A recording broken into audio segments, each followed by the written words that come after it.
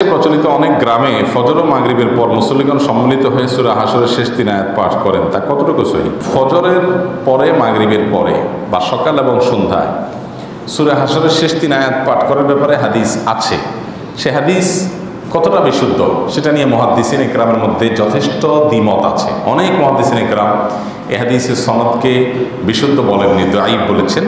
আবার অনেক মুহাদ্দিস গাবারা, সম্প্রতিকারের অনেক ওলামা একরাম, তরুণরা এটা নিয়ে গবেষণা করেছেন, তাহকিক করেছেন, তারা এটাকে সহিহ সাব্যস্ত করার চেষ্টা করেছেন। কিন্তু বড় বড় মুহাদ্দিসদের মধ্যে, আমি যদি ভুল না বলে থাকি, হাফিজ ইবনে হাজার আসকালানী রাহিমাহুল্লাহ সহ আরও বড় বড় মুহাদ্দিসদের অনেকেই এ হাদিসের সনদ নিয়ে আপত্তি তুলেছেন।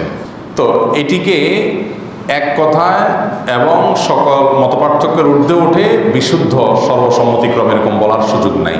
তারপরেও ফজিলতপূর্ণ একটা আমল, ফজিলতের ক্ষেত্রে শর্ত সাপেক্ষে দাঈফ হাদিস এর উপরে আমল করা যায়, সেই কারণে এটার উপরে কেউ আমল করতে চাইলে করল।